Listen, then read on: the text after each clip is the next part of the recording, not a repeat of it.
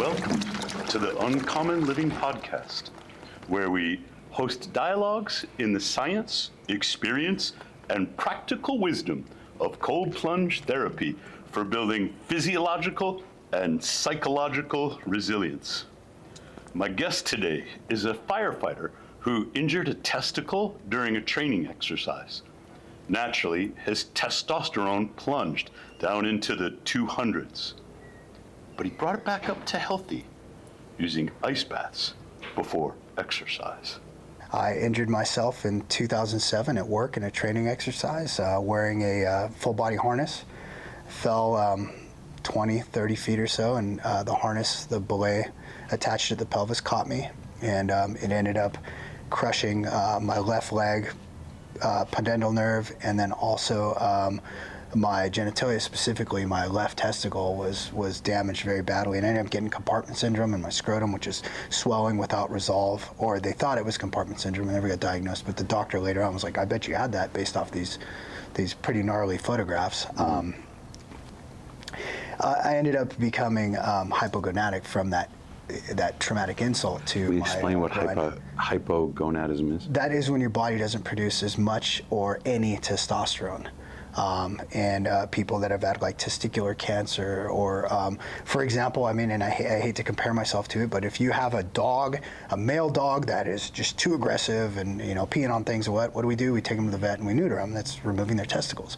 We remove that sex hormone that naturally makes males male. Mm-hmm. You know, you get the changes in our body composition, facial hair, aggressiveness, all of these other things, sexual drive. I was super low. My lab values were initially like sub 200, mm-hmm. which is almost undetectable. Mm-hmm. In men, yeah. In men, yeah. And as far as, you know, for that test, and so they started experimenting with, you know, trying to give me supplementation, whether it was creams or deodorant. I never got the pills. They wanted to insert these pellets. And I was like, it seems a little permanent. Tried injectable testosterone, and it just did not. We didn't mix well. I didn't like that drug. It didn't treat me well. It made me sick. It gave me cholestasis. I ended up having when my liver panel was off the chart. My hematocrit was way high. I'm thickening of the blood, and any adverse circumstance you could have with sex hormone supplementation happened to me. Just bad luck, I suppose, or maybe good luck. And I ended up getting off. Maybe there were a lot of things going on with you at the time, perhaps, too. Yeah, the stress and work and a lot of other co-compounding factors. I ended up getting off of it cold turkey, like we spoke about. I just took the stuff and threw it in the trash. Mm-hmm. I don't know if that's the right way to dispose of that controlled substance, but mm-hmm. that's what I did.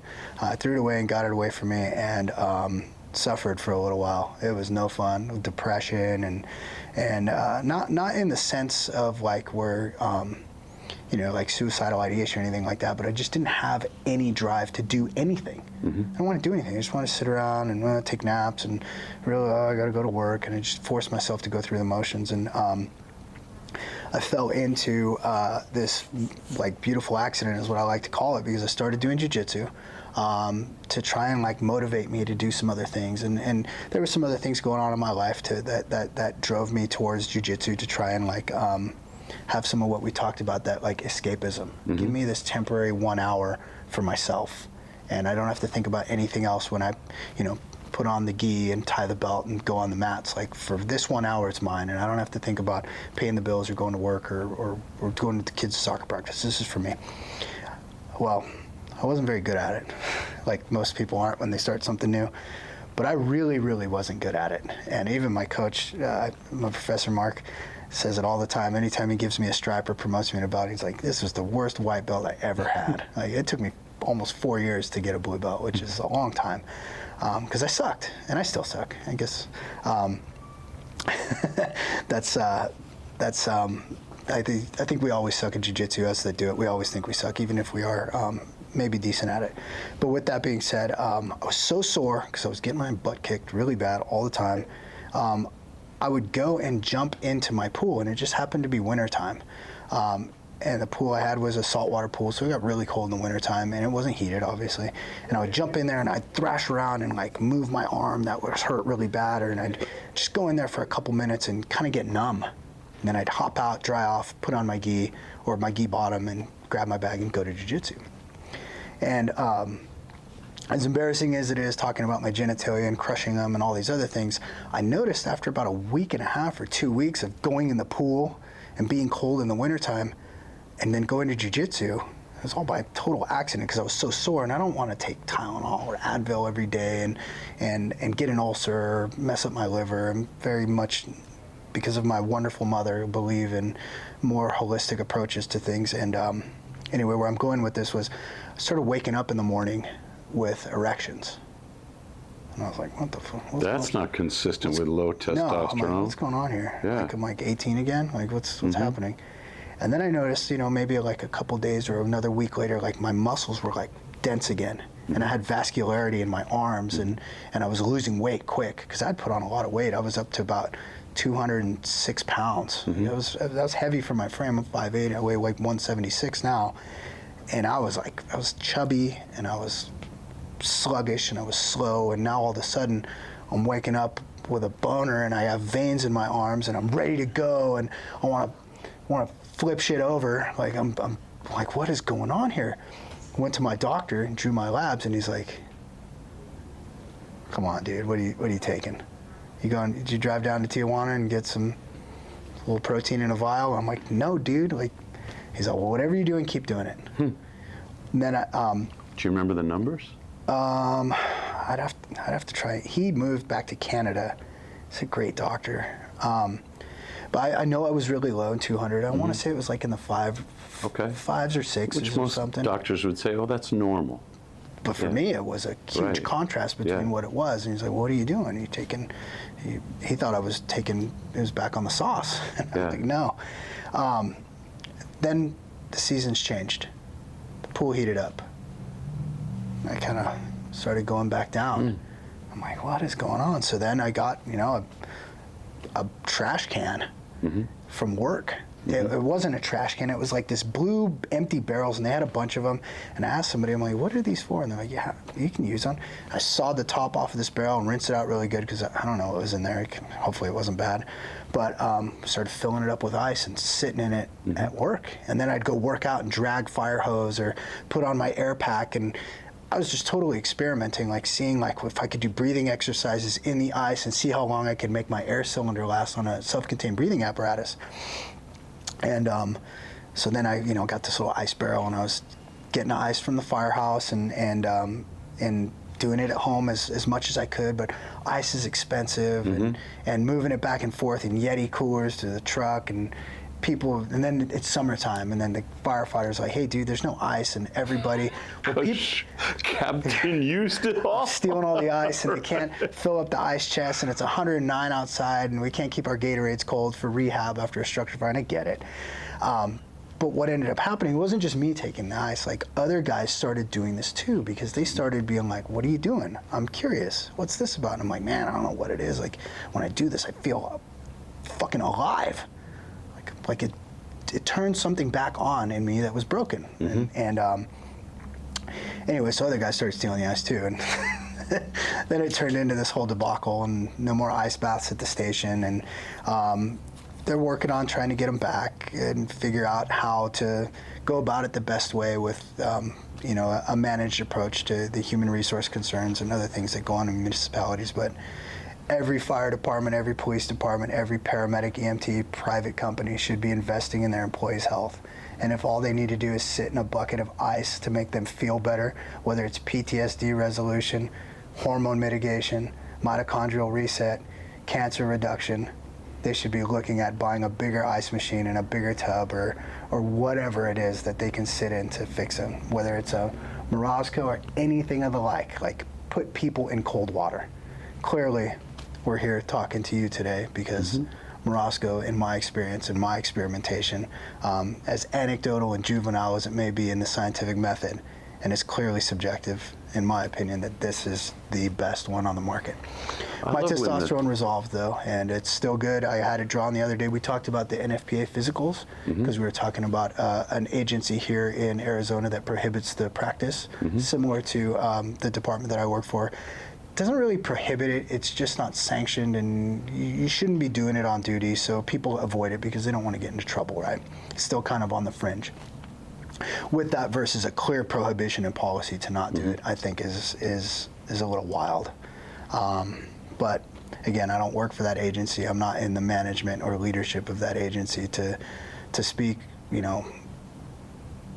to not have their arguments on the contrary. Does the NFPA physical measure your testosterone levels? No. I paid the company. We have a company that comes every year and does our NFPA physicals. I gave them it was like $50 to add it onto the lab value because I wanted to see where I was at. And I just got it done. I got the results back. I sent you a snapshot. I think it was 771. It's pretty healthy for a guy with one testicle. I mean, I don't know how your left one's doing and whether it's he's hanging come around. back. All right. Yeah. Right. I don't think it works very much, but Right. yeah. But true story. I injured myself really bad. My body doesn't produce as much natural testosterone, and there could have been some other cooks in the kitchen, to be fair. But clearly the lab values, and I wasn't any more wildly stressed out than I think I am today. I might be a little bit calmer. There's some other things going on, but not enough to make your testosterone completely turn off. If you Google ice bath testosterone, Google's AI summary overview engine will tell you there is no evidence that ice baths can be used to increase testosterone. What do you think of that? Well, I mean, if you look up laptop on my lap testosterone low, it'll tell you don't put heat on your testicles. I mean, my doctor told me, hey, you want to keep your testosterone high? Obviously, I don't like allopathy. It's not my favorite thing, but I still go and get physicals, and there are some laboratory values that are important to me, like a calcium score for my heart, waking up at night to tones and having that, shock value to my vascular system having to go from 0 to 100 really quick. Because it's your job. Because it's my job, so I get a calcium cardiac scan once every 3 years, once every 5 years or so, because it does require radiation. But with that, I still go to my doctor, and he goes, and he's good. His name's Dr. Miyakawa. He's old. I don't want to say old. He's old school. He's obviously older than me, but with that being said, he's like, hey, you want to keep your testosterone up? Stay out of the sauna. He's all, maybe once or twice a week if you really enjoy it, because I'm telling you, man, he's all, the cold is working for you clearly, and he believes my story, and I've showed him the evidence, which I've shared with you, and he goes, babe, but you want to keep your levels really high? Like, don't be heating up the boys. So I would say, to answer your question, if hot is bad and lowers your testosterone production, why wouldn't, coincidentally, cold be good? Or at least not bad. At the minimum. Maybe it doesn't make a huge effect right away, but I would say consistent cooling is going to increase with all of the other components of the global mild hypothermia and the parasympathetic reset and having the vagal tone changes and all of the other associated benefits with deliberate cold water exposure probably are all compounding into a healthy level of sex hormone in the male and female. The funny thing about Google is it'll give you that AI overview saying there's no evidence that ice baths increase testosterone, but the #1 search result that it delivers is our article, How to Use Ice Baths to Increase Your Testosterone. I've got maybe a dozen people who have sent me their labs saying, I started doing ice baths, this is what happened to my testosterone. We've got the Sakamoto study from 1991, which I know that you're aware of, because they changed the order. They did the ice baths after the exercise, and it reduced testosterone. And everybody thinks, oh, well, that's the final word. But when Sakamoto reversed it and did the ice baths, it was just cold stimulation. It was the forearm. They didn't even get in the whole bath. Then they did 20 minutes on the exercise bike. Luteinizing hormone and total testosterone in men went up. The order of things really matters. Of course, you can use ice baths to increase your testosterone. You can also use ice baths to decrease your testosterone. It depends in men on whether you do the exercise after the ice bath or beforehand. But in women, it's really interesting. It's instant. They took the cold pressor test. It's just one hand, usually non-dominant hand, in a bowl of ice water. So they took men and women and wanted to compare how they reacted to pain. So they created the pain using the cold pressor test, and then they measured all kinds of things, including salivary testosterone. In men, cold pressure, cold stimulation, just like we would expect, reduced salivary testosterone. But in women, salivary testosterone went up, and right away. There are physiological differences between men and women, of course, and testosterone is one of the big ones. In men, the testosterone is produced in the testes, but in women, they have so much less testosterone than men, about a tenth, just generally speaking. Well, it's not all made in the ovaries. Only about a quarter of women, or of the total testosterone in a woman's body, is made in the ovaries. It's also made in the skin, in the fat cells, and in the adrenal glands. Now in men, these contributions are insignificant compared to what's made in the testes. But in women, a significant portion of their total body testosterone is made in the skin, the adrenal glands, and the fat cells. What do you suppose would stimulate the skin, the adrenal glands, and the fat cells better than anything? Cold water, right? And activation of brown fat. You got it. And I wonder if some of that proxy fight or flight taps into the dangerous mama bear. It would make sense. Yeah, I need to get aggressive really quick. You get a rush of these adrenals, and it would make sense if testosterone is one of the things that happens in a woman's body when that sympathetic nervous system fight or flight is activated, and it is instantaneous. But for a long time, I hadn't heard from any woman who said, you know, I used ice baths to elevate my testosterone, until I got a call from Pamela Butler. And she said, I'm in kind of a special situation. I'm 60 years old, but I was surgically menopausal. I've been menopausal since I had a hysterectomy, right, for decades. Then I had to have my ovaries out. And of course, I've been on testosterone cream because that takes a lot of my testosterone out, and I feel better. There are no FDA-approved protocols for treating women with low testosterone. So a clinician has to adapt a male protocol and try to kind of figure it out. And it's probably easier for a woman who no longer has a cycle, because a clinician can get sort of a reliable dosage and say, we're going to keep you in this range. And that's where Pamela Butler was until she started doing ice baths. And then no exercise, just the ice baths. Her T levels shot up by a factor of 10. She went from 16 to like 164 nanograms per deciliter total testosterone. She took these results back to her clinician, and of course, they're like, no more cream for you. Right. But Pamela feels great. Some women are like, well, doesn't she have a mustache or something? No, she looks great, she feels great, she's got a lot of energy, her libido is doing great. She's gonna try it without the cream. But the testosterone gives you so much motivation, whether you're male or female, so much drive for life, that a lot of people who have recovered from low T, they don't want to take any chances that they might sort of go back to that place. I've been there, I've lived it, and I understand that hesitation. I don't want to get off it. I'm not willing to gamble, and I don't ever want to be back there again. So what do? Some people think it's crazy, and that's okay, but I feel great. I'm gonna go sit in cold water as often as I can, cold enough to scare me and long enough to shiver. And then I'm gonna get out. And then I'm gonna go about my day. That sounds like the right way to do it. That's exactly what I do. And we talked briefly about this. I've had a couple firefighters over, and we'll put weights out on the grass in the sunshine, and we will do cycles through the cold water on a circuit. And that's our recovery round. So you go in the water for a minute, minute and a half, and try and catch your breath after, a 60-second dead ass sprint on an air bike, or on an echo bike, or one of the Schwinn's that I have, and then kettlebell swings, or we're doing squat thrusters, or something that is all compound movements, with the exception of the bike. I mean, it's still kind of compound. You're moving your arms on an air bike, but then you have to recover in the cold. And we'll do that for 5 or 10 cycles, and it is just the most. And I don't do CrossFit. I've done it a couple times. It was extremely difficult. I'd rather fight people in pajamas for my workout.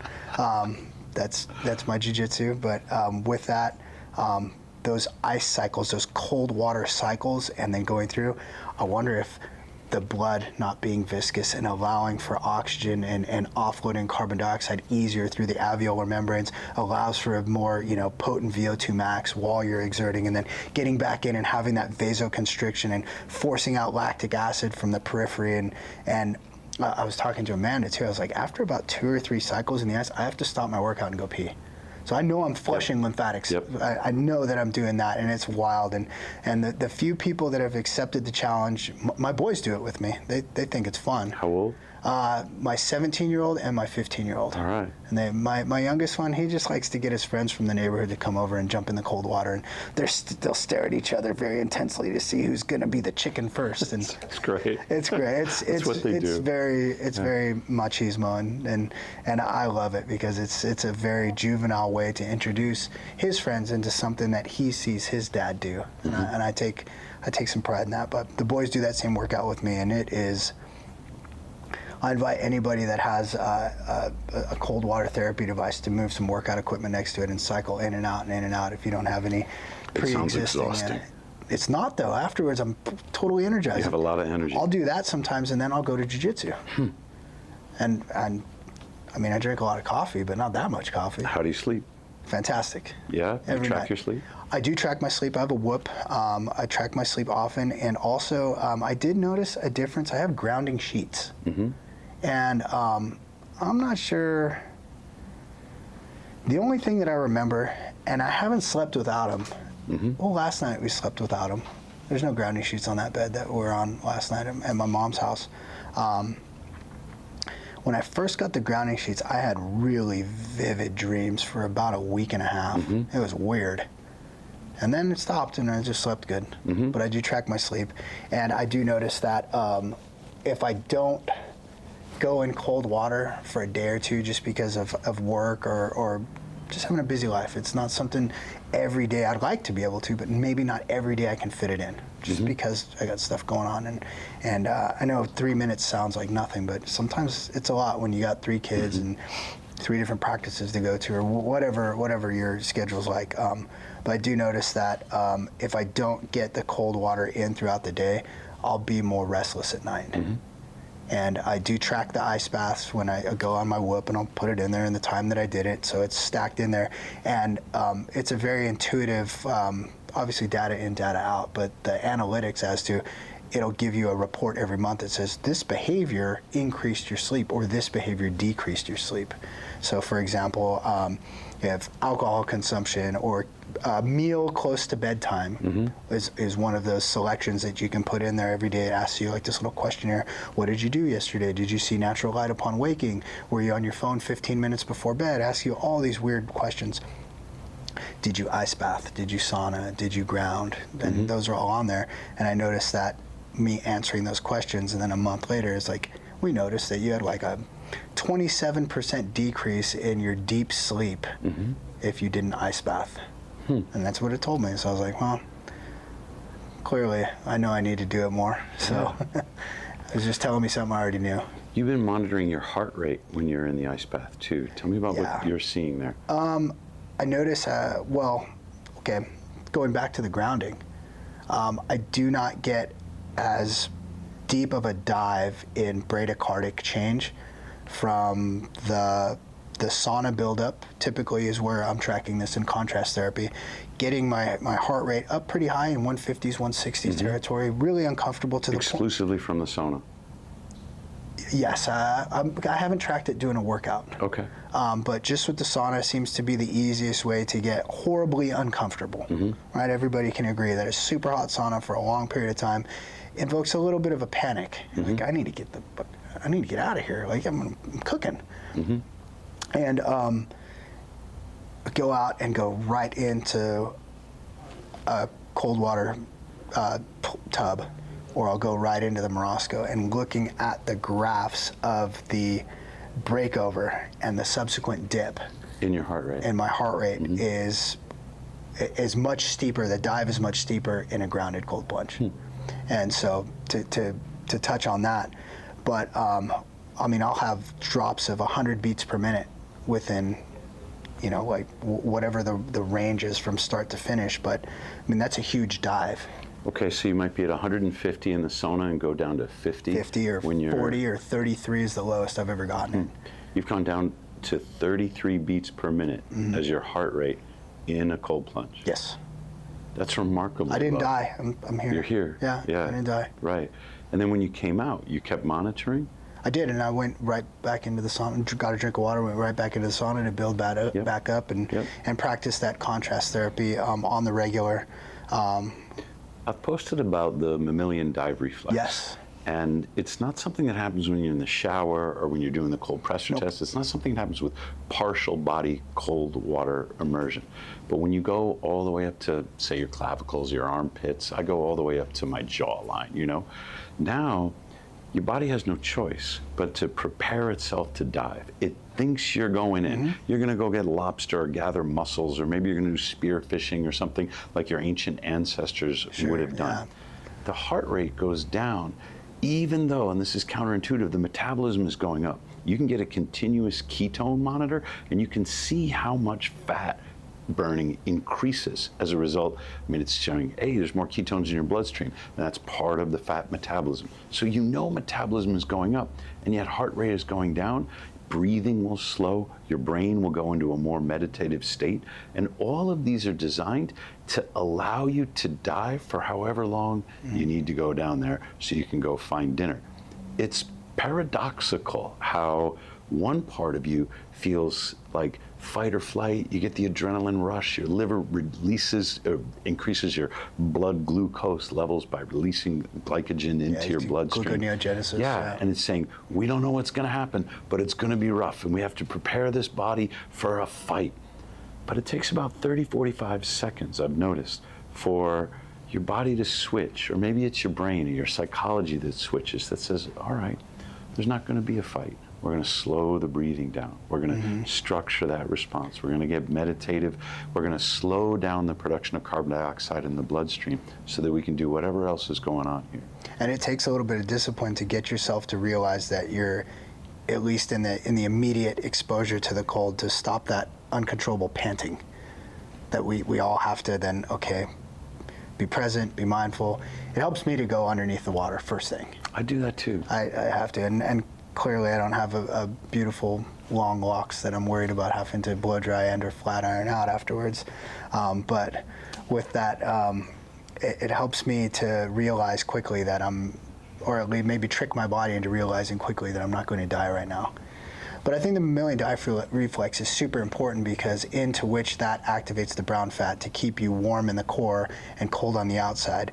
And metabolic rate is measured in phosphorylation. How quick we're able to reattach phosphorus from ADP to ATP. Not necessarily oxygen consumption, where people relate a dive reflex to holding your breath. Yes, you do hold your breath, but while your metabolic rate is up and you are using glucose and oxygen in the mitochondria to rephosphorylize, you're getting on a healthy individual, whether it's a 36-to-1 production rate for one glucose molecule and one oxygen molecule to create 36. So that means for every one, I get to spend 35. So I'm able to then conduct cellular activity and organ function and other things while I'm, as your example, underwater gathering lobster, doing things. I can continue to function without having to take another breath for a few minutes. So I think oxygen respiration versus, I'm saying this wrong, ventilation, which we think of holding our breath, versus cellular respiration and your metabolic rate are two different things that I think the correlation between the two is not really well understood, aside from people not having brain injuries after being in water for 45 or 65 minutes and being successfully resuscitated once they fall through the ice in the lake, and they just go, oh, well, it's the mammalian dive reflex protected him. Do you have a protocol for that call when somebody's falling through in the ice? As a matter of fact, well, I mean, maybe not the ice, because it gets cold where we're at, but cold water drownings, and that's anything. I mean, we don't carry a water like thermometer around, but any tepid body of water, we resuscitate unless they've been submerged, and you have to have verifiable data or evidence that they've been submerged more than 60 minutes. So if somebody's in water, we pull them out and we resuscitate them. Why? Because the mammalian dive reflex protects you and allows your body to continue to produce through gluconeogenesis, through secretion of glycogen from the liver, and produce more adenosine triphosphate through the process of phosphorylation, even in a state of anoxia. Okay, so You're talking about resuscitating someone, no pulse, No pulse, no breath, breathing. no sign of life. That's the worst possible. Yeah, you put them on the cardiac monitor, and they're going to be, apneic and pulseless and unresponsive. What does resuscitation look like? Like when they come back. No, it sounds like CPR. You're trying to get water out of their lungs if it's there. You're trying to. Well, there's dry and wet drowning, so that's going to depend, and you're going to use our stethoscope and listen to lung sounds once we've placed either a basic or an advanced airway. Defibrillation may or may not be an option depending on their baseline cardiac rhythm or the cardiotonic medication that we give them in hopes of putting them into a rhythm that can then be corrected by electricity, or stimulate the mechanical side of the heart to then, start beating on its own, hopefully in an organized fashion. But resuscitation in the field, while TV makes it seem sexy, is very basic. We are giving a set schedule of drugs that's afforded to us through medical control, and there's some protocols that go in place, and like you said, things matter, and so does the order. So we're going to do the basics before the advanced things, and then we're going to move on, starting an IV, giving medications, doing chest compressions, rotating people, doing chest compressions every preferably 2 minutes. The hospital and other areas that are resource rich have more people to cycle through, but when it's just you and your partner on an ambulance, or maybe a fire truck and an ambulance, there's only so many people to do X amount of jobs. It's a chaotic, beautiful concert of individuals trying to bring someone back to the present. They're not with us anymore, and I think everybody's looked or had the opportunity to go to a funeral, whether it was a difficult one for a close loved one, or maybe you were a kid and the only funeral you've ever been to was for an uncle you never met, and you go to the viewing. But I think everybody, even kids and adults alike, and loved ones or not,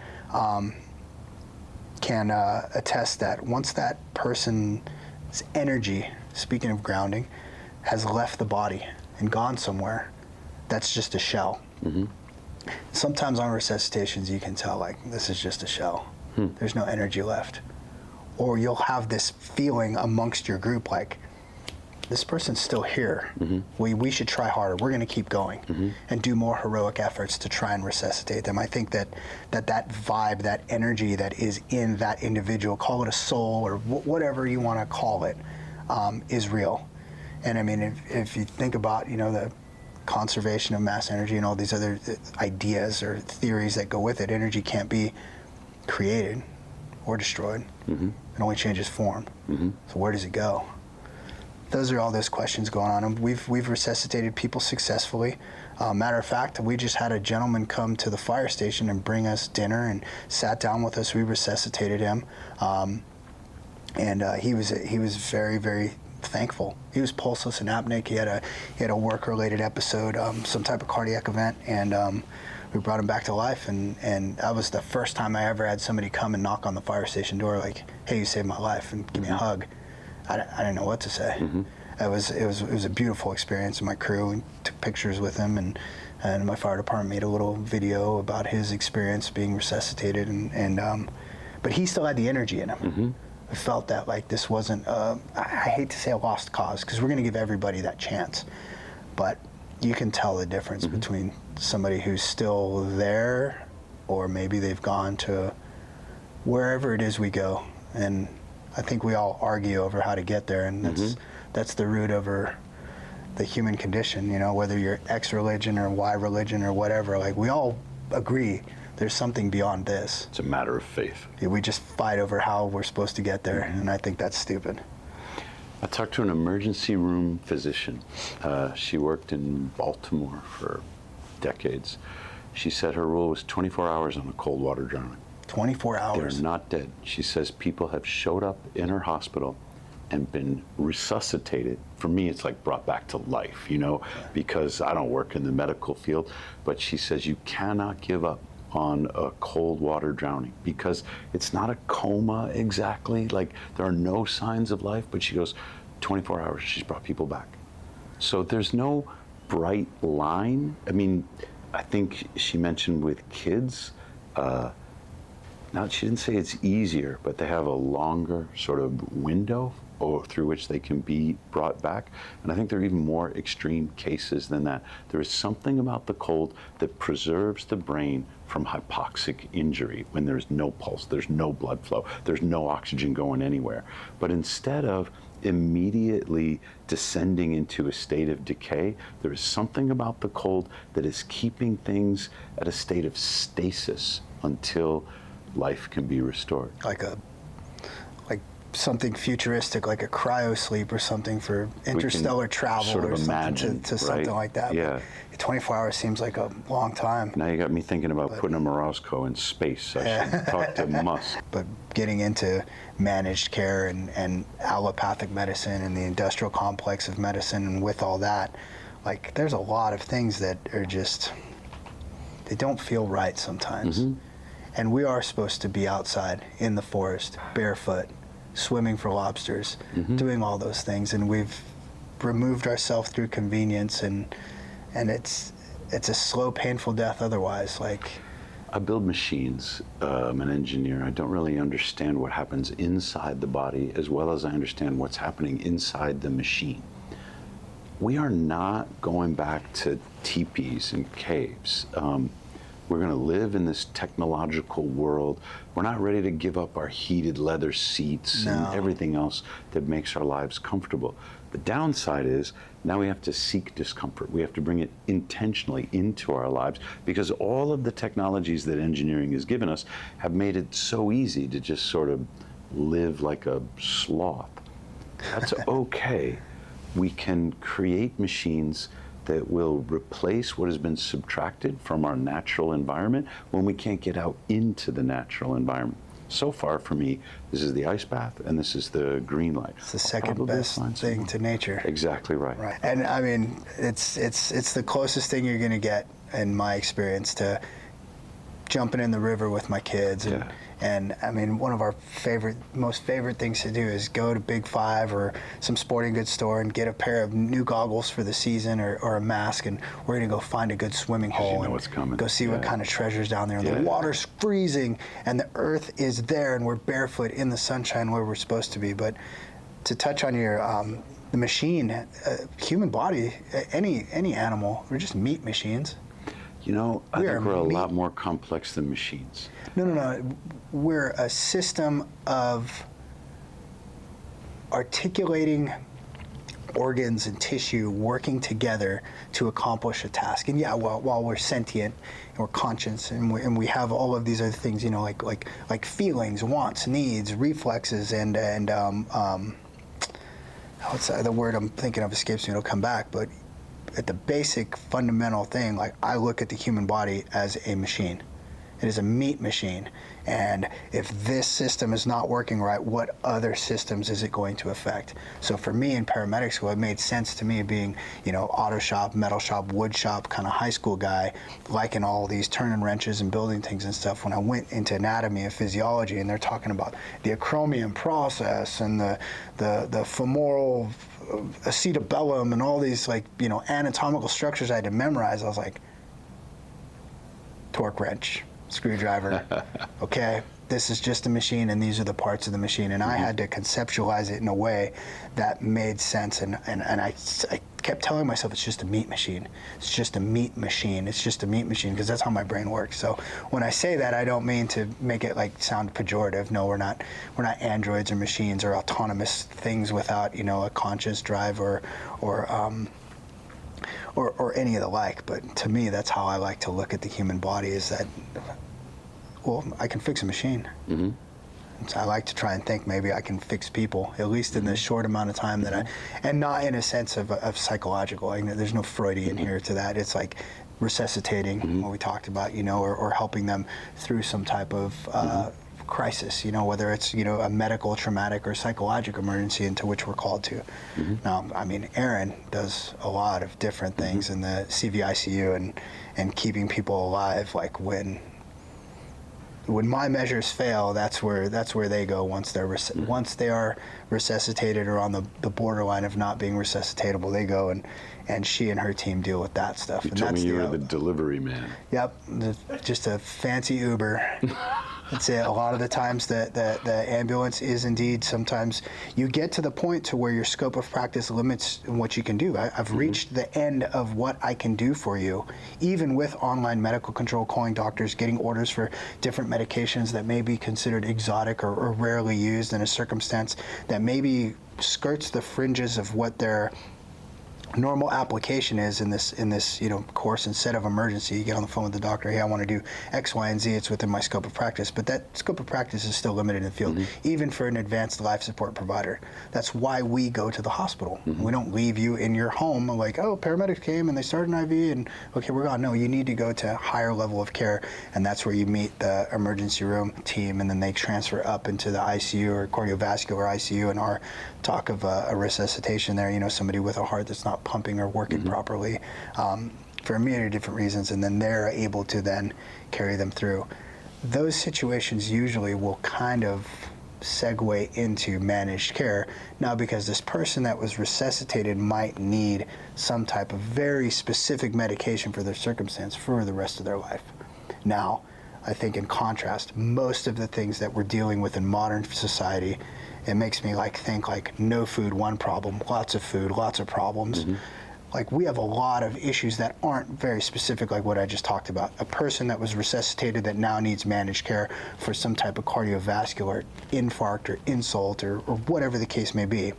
That's very niche, that person. And while they're not alone, and there's a lot of people that have those issues, we have on the other side of things a bunch of people that are not seeking discomfort, not exerting themselves, making poor habitual, often, don't get me wrong, I like a cheeseburger and a beer just like the next guy.